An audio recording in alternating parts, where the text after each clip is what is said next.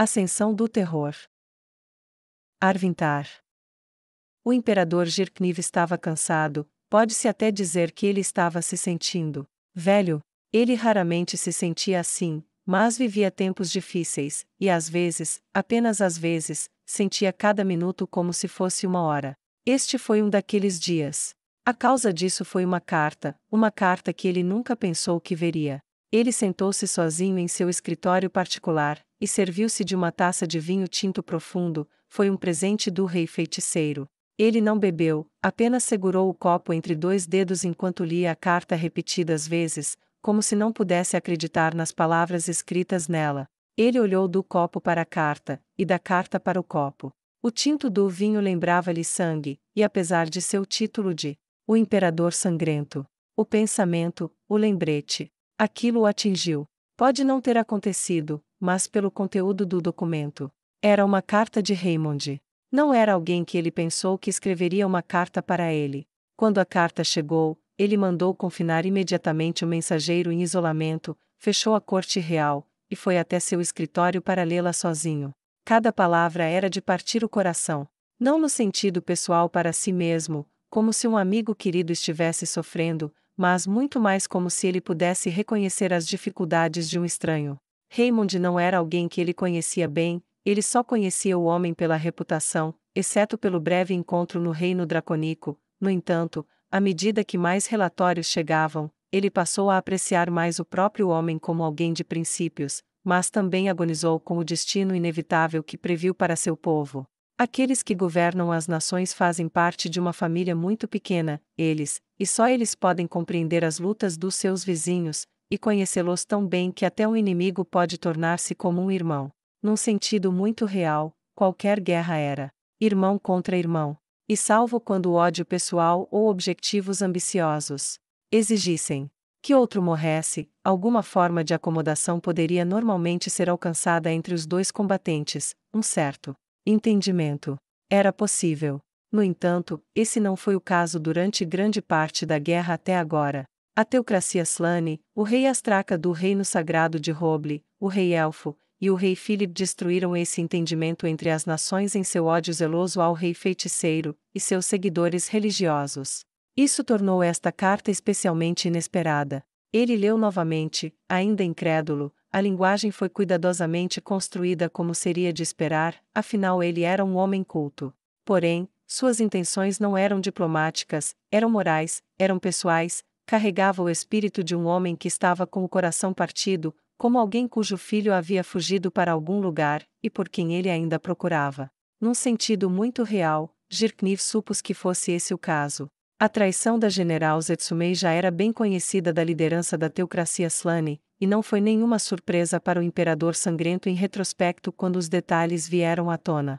Seja qual for o caso, porém, não foi a traição que pareceu magoar o cardeal, mas sim que a traição foi amplamente merecida, e ele estava procurando o imperador Jirkniv como intermediário entre ele e o rei feiticeiro. As primeiras palavras chamaram sua atenção. Ajude-me a salvá-los. Ele imaginou por um momento que estava procurando uma maneira de acabar com o conflito sem perder toda a população para a dizimação militar, mas conforme lia, tornou-se evidente que Raymond temia um massacre em massa da população élfica como bode expiatório no governo do cardeal Dominique em sua louca busca pelo poder. Ele largou a carta, e bebeu o vinho, depois encheu novamente o copo, e bebeu aquele também. Ele exalou profundamente, e levantou-se de trás de sua mesa, e caminhou até o mapa do mundo que estava pendurado na parede. O marcador estava preso por um barbante próximo ao mapa. O relatório de hoje indicava que o general Boabdil da teocracia Slane e seu exército de 80.000 homens foram derrotados pela general Henry, e milhares de soldados foram feitos prisioneiros.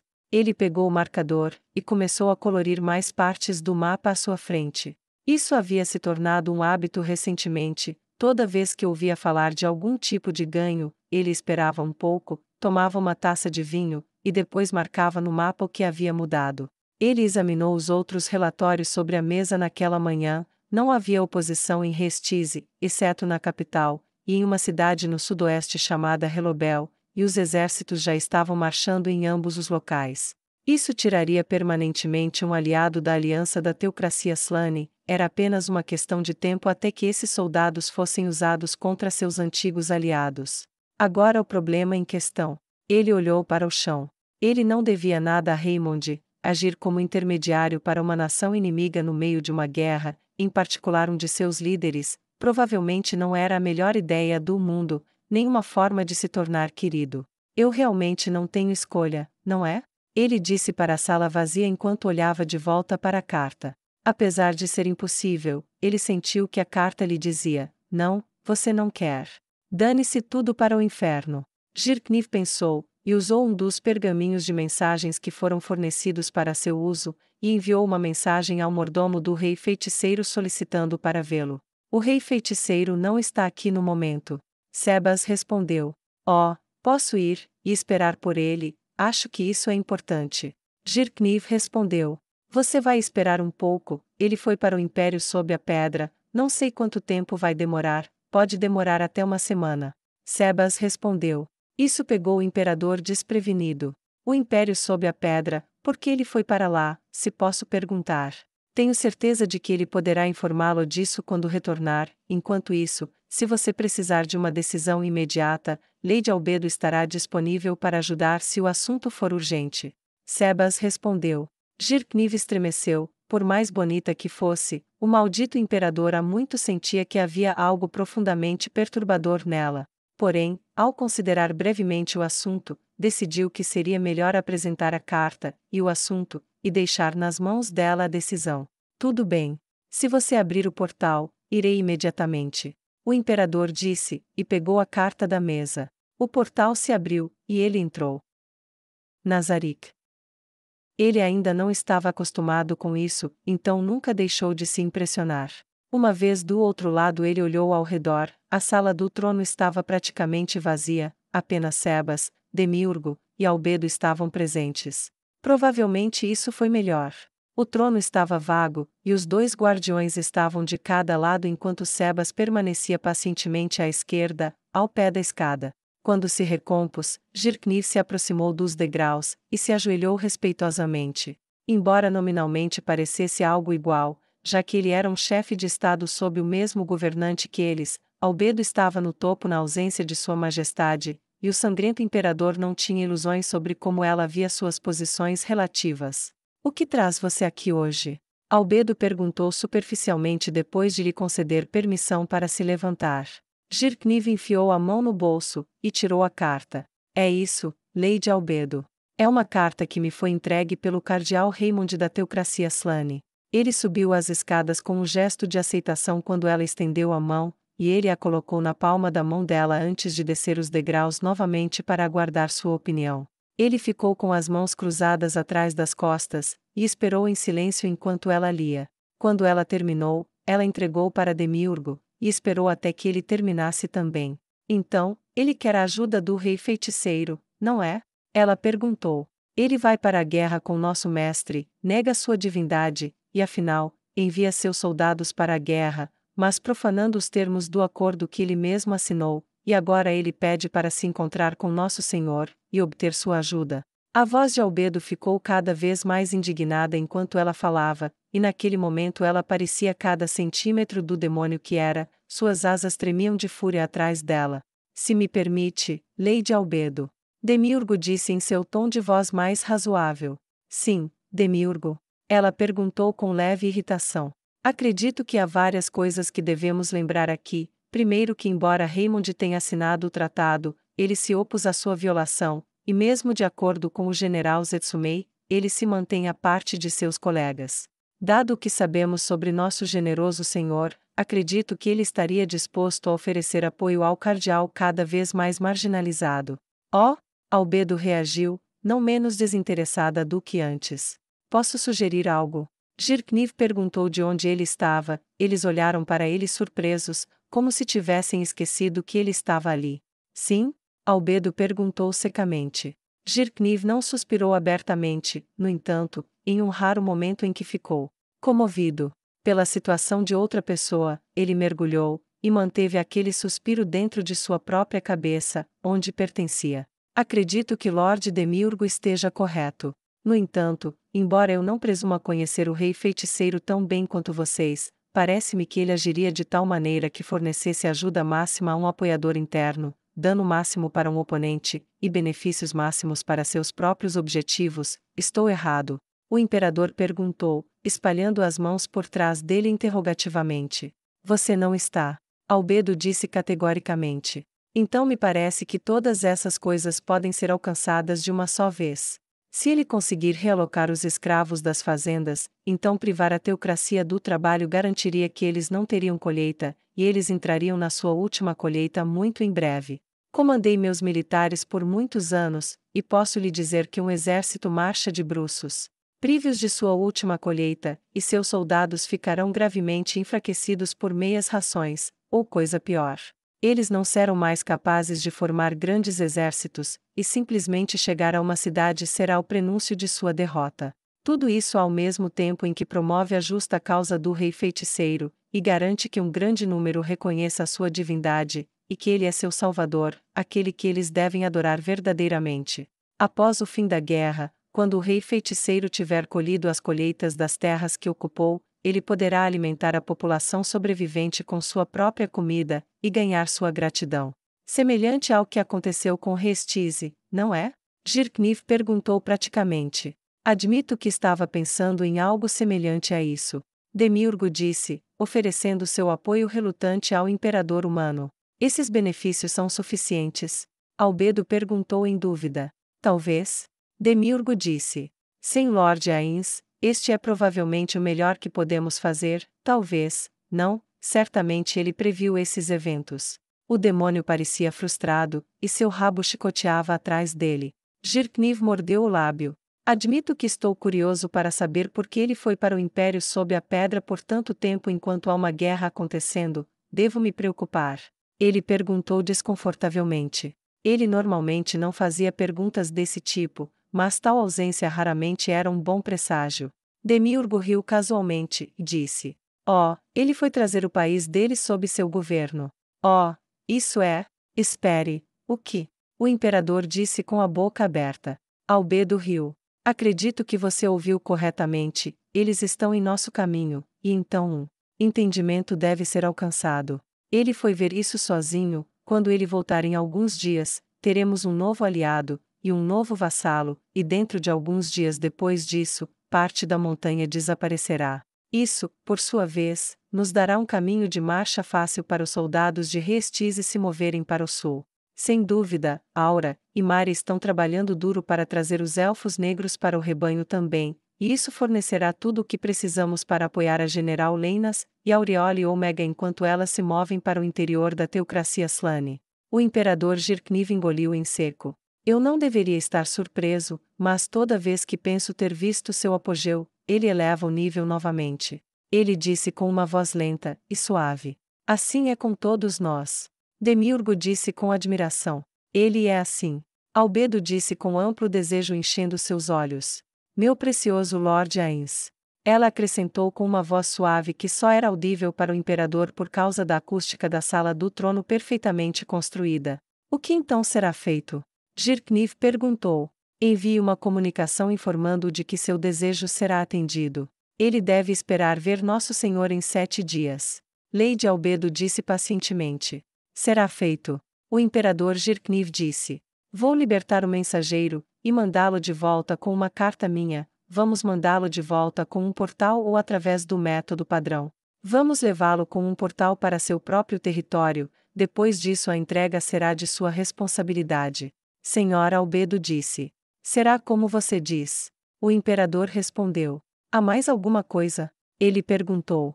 Não, nada. Ela disse, e quando o portal foi aberto novamente, ele voltou ao seu escritório, e sentou-se para escrever. Escritório residencial de Raymond. Bem, o que você quer que eu faça a respeito, Berenice? Raymond perguntou. Não sei. Ela disse enquanto olhava para baixo, torcendo as mãos que ainda estavam em seu colo. E você, Ginedine? Raymond perguntou, sua voz traindo sua frustração com cada palavra. Eu também não sei, mas tem que haver alguma coisa. Ele respondeu. Ok, então vamos ver o que conseguimos, e o que não conseguimos. O preço dos escravos subiu graças às nossas propostas de segurança, por isso temos isso a nosso favor, e conseguimos como consequência reduzir o abuso geral. No entanto, não há nenhuma chance de que eles apoiem um imposto sobre os bordéis, e se Dominique não apoiar, isso não acontecerá. Já perdemos a luta pelo encerramento, e não há forma de vencermos a luta fiscal. Mesmo a promessa de receitas não bastará, esses lugares são demasiado importantes e influentes. Raymond disse, sua voz suave, quase quebrada. Eu sei, mas... não deveríamos pelo menos tentar? Ginedine disse com desgosto. Uma garota elfa entrou na sala trazendo uma bandeja com uma xícara de chá. Não havia como negar que ela tinha ouvido o assunto em discussão, pois silenciosamente colocou as xícaras na frente de cada um deles. O olhar vítreo e assombrado em seus olhos lhes diziam muito. Sim, e não. Raymond disse rispidamente. Sim, deveríamos, mas tentar não é suficiente, isso tem que funcionar ou apenas nos prejudicaremos. Ele disse exasperado. Então você vai deixar isso acontecer? Deixe esses lugares ficarem abertos. O que você é, um cliente de lá? Berenice retrucou com ódio, cerrando os punhos e ficando de pé. Não! Raymond gritou alto o suficiente para sacudir as paredes, e bateu com força na mesa. Eu quero que eles sejam queimados.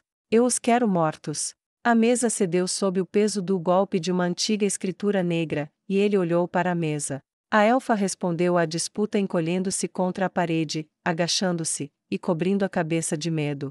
Ela soltou um gritinho de terror, e isso trouxe Raymond de volta à realidade. Ele olhou para a mesa, o chá havia espirrado por toda parte, e ele se forçou a controlar a respiração. Ele foi até a garota elfa, perguntou-se quantos anos ela tinha. Ela parecia jovem o suficiente para ser sua filha, mas provavelmente era muito mais velha que ele. Ao contrário dele, que era uma ex-escritura negra, ela era uma espécie de resgate.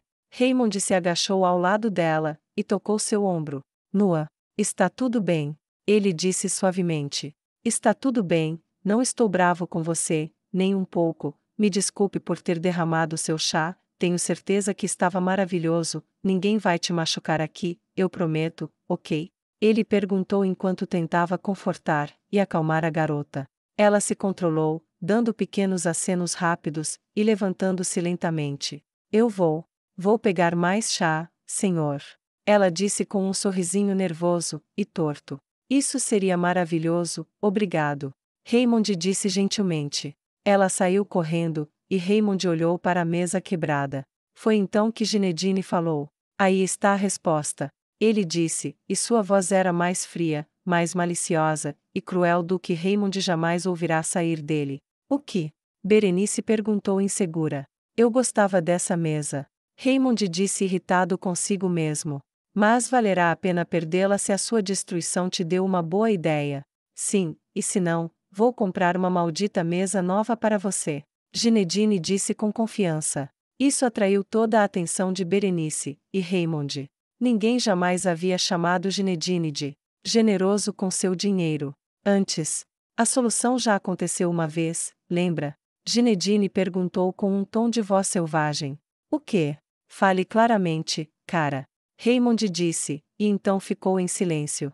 Você não pode querer dizer? Ginedine assentiu. Alguém quer me contar? Berenice perguntou irritada. Precisamos de um novo serial killer. Disse Ginedine, e Berenice calou-se. Eu não sou Zechi. Raymond disse balançando a cabeça. Mesmo sendo um ex-escritura negra, não posso ter certeza de que não encontrarei pessoas nesses lugares que não posso derrotar, e não conheço a cidade subterrânea como ela, não há como conseguir os mesmos fins. Então não faça isso. Berenice acrescentou. Atingir os proprietários, matá-los nas suas casas, e causar alguns danos às instalações para que tenham de ser reparadas. O terrorismo é uma ferramenta útil, e alguns desses locais irão fechar, e então poderemos comprar privadamente-o. Ela fez uma pausa, e cuspiu a última palavra com desgosto: estoque barato. Deveria ser fácil criar uma empresa que opere fora da cidade, falsificar alguns ganhos falsos, colocar os escravos em algum tipo de trabalho nominal até que possamos encontrar uma maneira de tirá-los de lá. Raymond parecia pensativo. Tudo bem. Eu farei isso. Um por um, vou matar todos eles, vocês dois cuidam do resto, vou começar hoje à noite, já conheço meu primeiro alvo. E quando Raymond parou de falar, a expressão em seu rosto os lembrou porque ele era um dos raros membros das escrituras negras a sobreviver até a idade atual. Ferocidade como essa era rara, e os lembrava muito do pesadelo ambulante que ousou zombar da tentativa de intimidação do rei elfo. Foi quase o suficiente para eles sentirem pena das pessoas que ele iria começar a caçar. Quase. Mas não exatamente. Foi então que Nua voltou, e Raymond voltou a sorrir enquanto pegava um pires e uma xícara da garota de aparência frágil. Obrigado, Nua, tenho certeza que será maravilhoso. A bordo do navio. Zesti não estava feliz. Não porque ela não gostasse de sua missão, ela estava bastante entusiasmada com isso. Não porque estivesse infeliz com seus soldados, ela não poderia estar mais orgulhosa. Não porque ela não quisesse servir o rei feiticeiro. Em seu curto período de serviço, ela ficou cada vez mais confiante de que não apenas havia feito a escolha certa, mas também de que o único problema era não ter se juntado a ele antes. Não, o que a deixou infeliz foi estar no navio. Ela não gostava de velejar, no fim das contas. Isso deixava a comida com um gosto estranho, fazia seu estômago ficar estranho, e não havia lugar para ir nem muito o que fazer. A maldita capitã também não ajudava em nada, ela só falava em rimas, e era sempre muito sarcástica se estivesse se sentindo educada, e totalmente rude se ela não estivesse. Foi por essa razão que ela ficou grata ao ver os relatos de que a fortaleza Iga havia sido avistada à distância. O que ela não gostou foi que isso significava que ela teria que ir ver a capitã novamente. Zesti entrou na casa do Leme sem bater, isso sempre irritava a vadia, e sempre fazia Zesti se sentir um pouco melhor. Por que você vem atrapalhar meu trabalho? Não posso desistir, não posso me esquivar. Ela disse sem olhar para trás. O barco leve avistou a fortaleza, estamos chegando perto. Zesti disse. Sim, eu sei, e logo você irá. Ela disse. Não tão cedo. Quero que paremos por hoje. Zesti disse sem rodeios. Isso fez a capitã parar e se virar. É meu trabalho levar você até lá, se você não gostar, eu não me importo. A mulher pálida, encharcada, e de aparência morta disse irritada. É meu trabalho vencer esta guerra, é para isso que você realmente serve. Zesti disse, enviando uma rima sarcástica de volta à capitã, cujos olhos se arregalaram de surpresa. Isso a confundiu, e Zesti aproveitou aquele momento. Quero atacar à noite, de surpresa, então primeiro quero um barco leve para mim, vou remar, escalar os penhascos, e prender cordas para meus soldados até o penhasco. Se a rainha Draudilon atacou Yaxum, a fortaleza deve estar quase vazia, e com tripulação mínima, então posso tomar o lugar com facilidade. A capitã ergueu a mão podre, e pingando para detê-la. Você pode deixar este navio, por favor, use meu bote particular. A mulher respondeu, claramente desinteressada pelo resto dos detalhes. Alimente bem meus soldados enquanto eu estiver fora, siga-me quando o pôr do sol terminar. Zesti respondeu. Ela saiu sem dizer mais nada, e foi até o ancoradouro particular da capitã. Havia um barco lá que parecia não ser capaz de flutuar. Tinha tábuas podres, e buracos, como se fosse algo dragado do fundo do mar. No entanto, depois de todo esse tempo, Zesti não tinha dúvidas de que serviria bem, apesar das aparências. Ninguém havia caído em um buraco, na verdade parecia que os buracos em si não eram reais, como se fosse uma ilusão ou uma pintura sobre uma substância real. Por que isso acontecia, ela tinha apenas uma leve curiosidade. O que realmente importava era que funcionasse. Então ela desceu com o barco, e uma série de cordas muito compridas, e começou a remar. Ela nunca havia remado em um barco a remo antes, orientar-se para trás era muito contra-intuitivo, mas, ao fazê-lo, descobriu que era muito fácil. Ela sorriu, o trunfo da humanidade poderia fazer isso por semanas sem se cansar, disso ela tinha certeza. Se isso era verdade ou não, quem sabia? O que ela sabia era que era capaz de fazer isso com uma velocidade incrível, suas costas balançavam para frente e para trás, e os remos afastavam a água, e pé a pé, o navio em que ela estava encolheu atrás dela. Em sua pequena embarcação havia muita pouca chance de ser notada. Ela desejou poder ver a expressão no rosto de Dominique quando souber que havia perdido a fortaleza e a cidade. Ela viu a âncora cair no mar. A capitã pode não gostar dela, mas ela obedeceu, e isso era tudo que a general Zexi Zetsumei precisava, então ela remou. Exército da Rainha Draudilon. A rainha não ficou nada satisfeita, mas ainda assim estava confiante. Atrás dela marchava um exército de milhares, vários novos recrutas marcharam em dobro para se juntar às suas forças. A notícia de vermelho em casa era que os relatos de vitória desencadearam uma celebração que irradiou da capital, e provocou alistamentos em massa nas forças armadas. Cavalaria, infantaria, arqueiros, batedores, curandeiros, e muito mais, cada corpo tinha uma lista de espera agora. A fortaleza abandonada tinha sido uma estrutura muito odiada por muitas gerações, não por causa de qualquer coisa que alguém ali tivesse feito, mas porque lembrava a todo o reino dracônico que, no que dizia respeito à teocracia Slane, os cidadãos dracônicos eram escudos de carne que só podiam ser ajudados apenas se fosse necessário, e ignorados o resto do tempo. A sua queda não inspirou sentimentos contraditórios na população ressentida, mas inspirou uma lealdade inabalável, e uma admiração pela casa real pela primeira vez em muito tempo. O que não deixou a rainha nada satisfeita foi que ela não viu qualquer indicação de que a teocracia Slane sabia que ela estava vindo, e isso era profundamente suspeito. Eles poderiam querer que fizéssemos um cerco. O general Musa acariciou pensativamente a barba grisalha. Talvez eles provavelmente estejam na defensiva depois da fortaleza abandonada. Nossos batedores estão voltando, então ou a cidade não está oferecendo resistência, ou eles não sabem que estamos aqui, e eu realmente duvido disso. Sua voz era um baixo profundo que combinava com seu peito largo, calos grossos em suas mãos falavam de muitos anos segurando uma espada, e estando no campo. Isso lhe deu credibilidade que o ajudou a sobreviver aos expurgos da rainha Draudilon. O general Oma falou. Concordo com o general Musan, eles estão esperando por nós, com toda a probabilidade eles têm a fortaleza Igan quase vazia de apoio para proteger a cidade. Por que você diz isso? Perguntou a rainha Draudilon. A fortaleza Igan por si só não tem sentido, ela existe apenas para proteger a cidade, portanto é lógico que se vamos atacar a cidade, peça ajuda à fortaleza.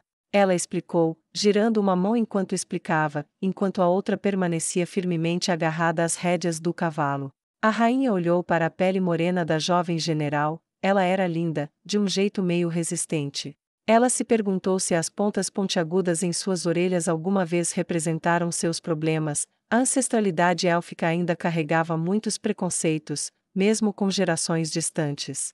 Para seu crédito, a rainha Draudilon não tinha tais opiniões. Como alguém que não era totalmente humano, isso era de se esperar, tudo o que importava era competência e integridade, e Oma tinha ambas, e foi por isso que ela sobreviveu aos expurgos.